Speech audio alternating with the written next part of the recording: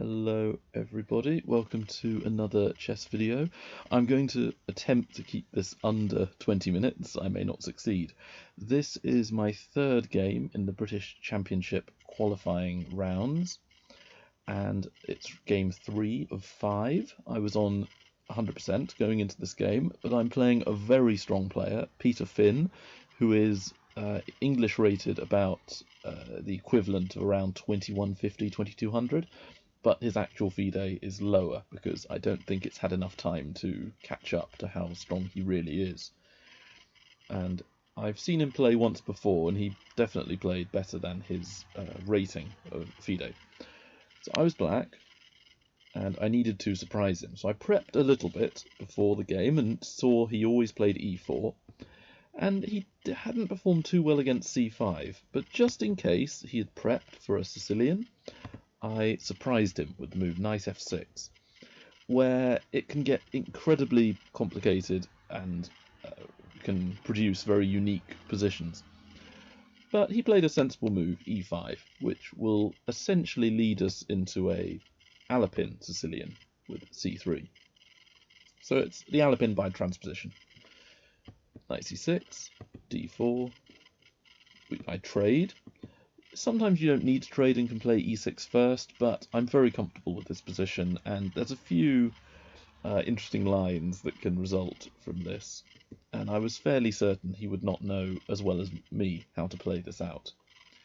And d6 is one of the most popular moves. e6 is also fine, but I love getting that c8 bishop on g4. And here, if you take with your queen on d6, your queen's a little bit misplaced. And if you do a very clever move, pawn e6, and then try and take the d6 pawn with your f8 bishop, by putting your pawn on e6, your c8 bishop is very unhappy with the way things are going. I played a gambit, bishop g4. White's only way to maintain material advantage is to capture on e7. But this move is incredibly dangerous because of queen takes. If white doesn't do bishop e2, then they have a host of problems, so bishop e2 is correct. Now I can take on f3 because then their knight is unable to be actually defended by the bishop because it's pinned. They have to take with the pawn, doubling up the pawns, and I can then win back my material with a queen check, forking the pawn on d4 and the king. And after queen d2, I take on d4, knight c3, and then a very simple move, which, to be honest, was the end of my theory, rook d8. If this had happened in the game, I would have been very comfortable playing this out. Even though white has the bishop pair, which supposedly gives the advantage, to be honest, it's so active for black that I don't really believe that white can claim even equality here. The pawns are so horrible.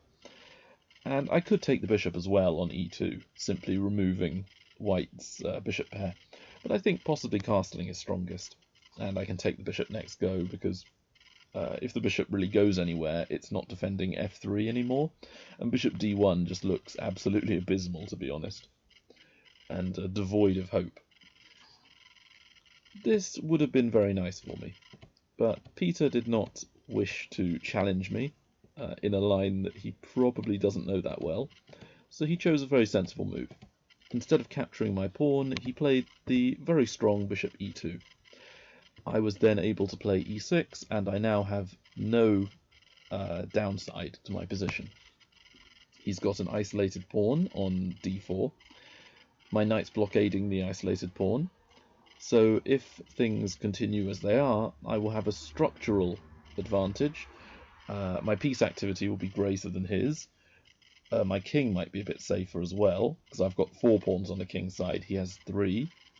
That extra e6 pawn can occasionally offer a small amount of extra defense to my own king. And just generally, black is absolutely fine here. He played knight c3, and I immediately took on d6 with the bishop. And then a sensible move. He has changed the pawn structure so we are symmetrical. Therefore, he no longer has a weak isolated pawn because my pawn is equally weak. or strong, depending on how you view it. And we both castle to develop our kings and rooks. And this move bishop e3 might be a little bit passive, to be honest, but I get what he's trying to do, play rook c1, going on the open file. And his bishop on the dark squares doesn't really have a lot of good squares to go to. Bishop g5 can fall into some horrible traps in the future, where I can often maybe take a knight on f3 and then go for his bishop. But also my queen can simply sidestep to d7 or c7. It's not a big deal, but perhaps a little bit better than bishop e3. I go rook e8, very sensible move, going onto the open file, targeting his bishops. Obviously I can't take yet because they are defended, but it's nice to have this pressure on him this early in the game. h3, and I keep the pressure on his knight. Rook c1, and here a lot of players would now go on to autopilot and just play rook c8, which would activate their own rook. But to be honest, I did not like queen b3. Both my pawns are being attacked by the queen on d5 and b7, so I'll have to play somewhat actively with queen d7, and to be honest, I feel like white is equal here. And I just don't think my rook c8 is actually that strong.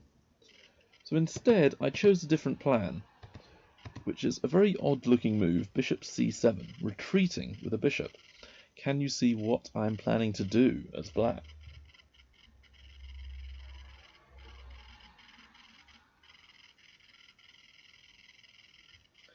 My plan is actually to play queen to d6,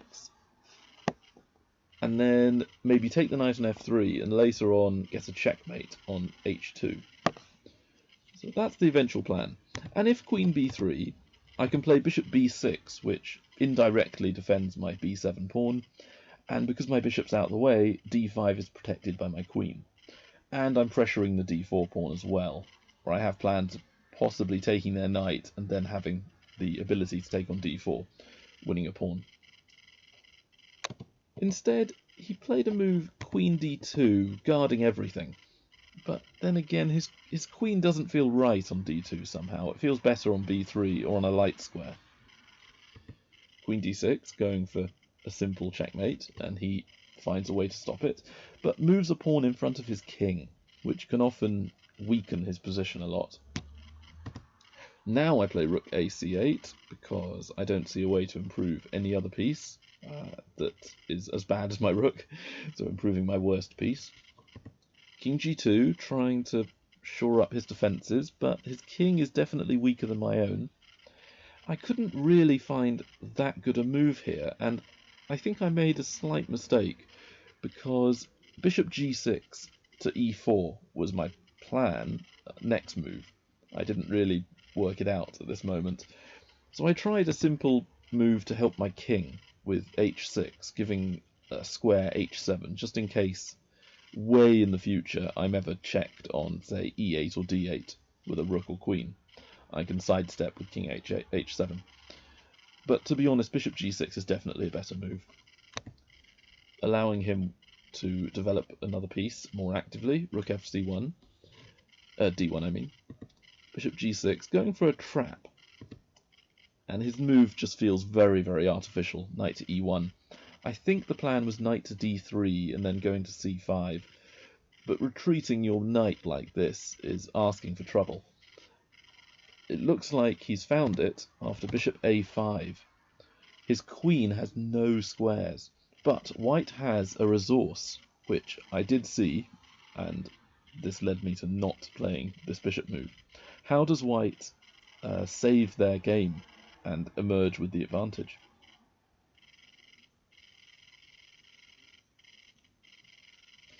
White has an excellent move.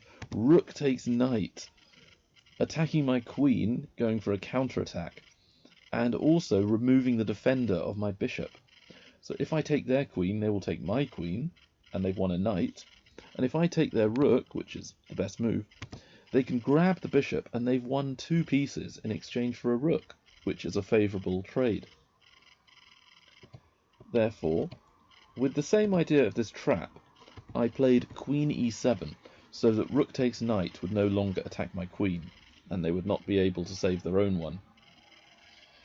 I believe he saw it, or even if he didn't see it, there's so many moves which prevent my idea from working. He played a3, and b4 is then possible afterwards, although a3 weakens his light squares, and that means that his bishop on e3 is also made a bit worse because there's another pawn on a dark square, so his bishop has less utility on the dark squares. With this in mind, I played bishop e4. If his light squares are weak, I want his light squared bishop off the board, ideally. And he obliged with bishop f3. If he plays pawn f3 to repel my bishop, this is a huge mistake, because not only is it weakening his king by moving another pawn, but also his bishop on e3 is now not sufficiently guarded, and if he moves the bishop, I take on e2. King f2 is more or less forced, and then bishop takes g3, deflecting the king away, taking away a guard of their bishop. So I will win a pawn, wreck white's pawn structure, and even though the queens will come off, making the king less vulnerable to checkmates, it will make my position excellent. He did not succumb to temptation. He played bishop f3, and knight f3 is an interesting move as well, but then I do have alternative moves like queen f6 might give me a slight edge. It's bishop f3, but I don't want to take his bishop directly because he will then recapture with knight, solving his problems. So knight a5, coming into either b3 or c4, using those light squares. Rook c3, so attempting to shuffle the queen to c1, protecting it. Again, this move feels very artificial. He's sort of grovelling to try and get a sort of okay position where he's surviving, and then maybe later can counterattack. I continue, knight c4, and queen drops to c1, being safe. At this point, I do not want white playing the move pawn b3, because it will dislodge my knight from c4, which is on an excellent outpost. So can you see the idea that I played to try and make white not be able to play the move pawn b3?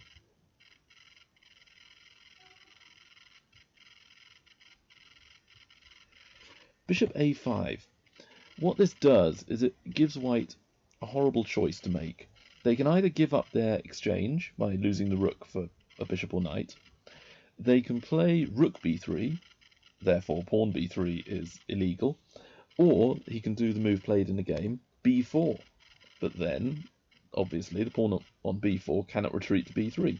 So I've achieved what I wanted. My knight cannot be attacked by a pawn, so I can leave it on c4 for ages. Bishop b6 is still targeting d4. I didn't really see anything else to do with my bishop, so keeping this pressure is always useful. Bishop f4, I think that's a good move from white to improve their bishop and try to make it like a London system bishop, where even though it's supposedly bad, it's somewhat active and has some key squares under its control. Queen f6, so I'm making use of the fact that the bishop's no longer guarding d4, trying to arrange it so that I'm attacking so many things white will crumble from the incredibly difficult defense they will have to mount. And I think the best move is bishop to e5, where my plan was possibly queen g6. I hadn't fully decided yet. And I still have the edge, but possibly my advantage has shrunk a little bit. Instead he took my bishop, which I was grateful for. I take with the rook. Now I potentially could even play rook c to e8, doubling up my rooks, or take on d4. And I was hoping he would play the losing move bishop e5, upon which rook takes bishop is winning. If white plays rook f3 attacking my queen, I played rook f5 and I've won a piece.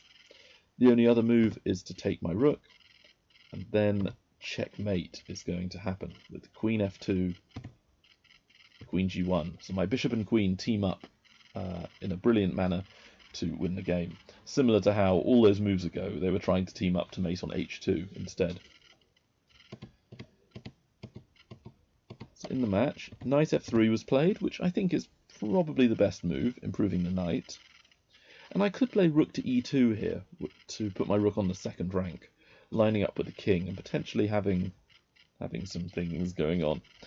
And also, even though my attackers on d4 outnumber the defenders, I, number one, didn't really want to release all this tension and lose my excellent bishop on b6 for a knight. But also, there's a nasty tactic where white can often play bishop to e5 at the right moment, which would fork my rook, which would end up being on d4, and my queen at the same time. So I don't want to allow any tactics. I play rook c e8, getting off the line of his rook and queen, and controlling the only open file that's accessible for me. My knight's doing an excellent job of blocking the c file, so no reason to move the knight. Bishop e5. Then, I mean, I could take it, but again, there's no reason to trade pieces when I've got this clamp on the position. Queen e6, queen c2, and he's setting a trap, and it's a clever move.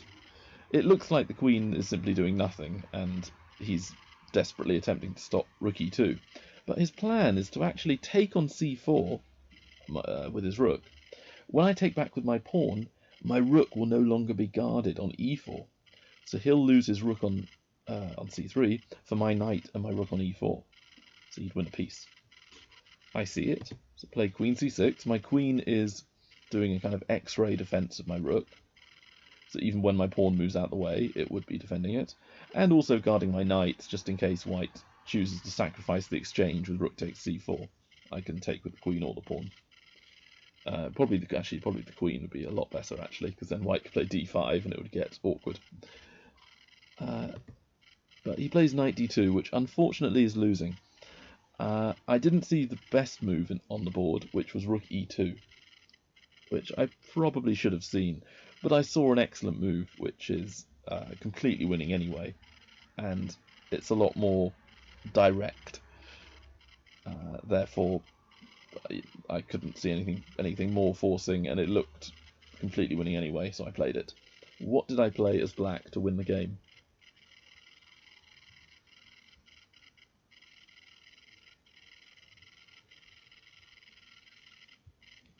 I make use of the very weak king on g2. It's lined up with my queen. I play rook on the 4th rank, taking the bishop, and white doesn't really have any move besides pawn takes rook. If they take my knight on c4, I take back with my pawn and it's check. So I will have won a piece for nothing. White's only move is taking. But then d4 check. So at the moment I'm the exchange down, but I'm about to win this rook for free. So practically for free. And that will mean I'm a piece up in an ending where white has no real counter chances. He tried saving the rook with rook to f3, hoping that if I do, say, knight takes e5, he could trade the queens, and then I would not have it really enough to claim any advantage. Maybe I can just barely draw the game, but I'd have to play very accurately to draw, and white would have all the winning chances. But instead, I found what I think is an excellent move. Knight to e3 check, and my opponent now chose to resign. He was also down to maybe a minute on his clock, so it wasn't even like I was under time pressure, really. Knight to e3 is only forking 3 pieces at once, but it's also a discovered attack. When he takes with his pawn, his queen is vulnerable to my own queen, and as it's check, there's no other choice. He can't save the queen. So overall, I'm very happy with that game. I will be uploading this straight after finishing the video, so by about midday it should be up. And my next tournament match, round 4, begins at 1 o'clock on the 20th of December. So I'll be uploading that video by about, I would guess, about 4 o'clock. And then my final game, round 5, which could be a crucial match depending on what happens in the 4th game, I will finish that game possibly by about 9 o'clock at night, but it might be later than that, depends on the game really. and hopefully I can upload by midnight. But if I'm too tired, I can always upload tomorrow morning on the 21st. Thanks for watching the video, and see you next time. Bye.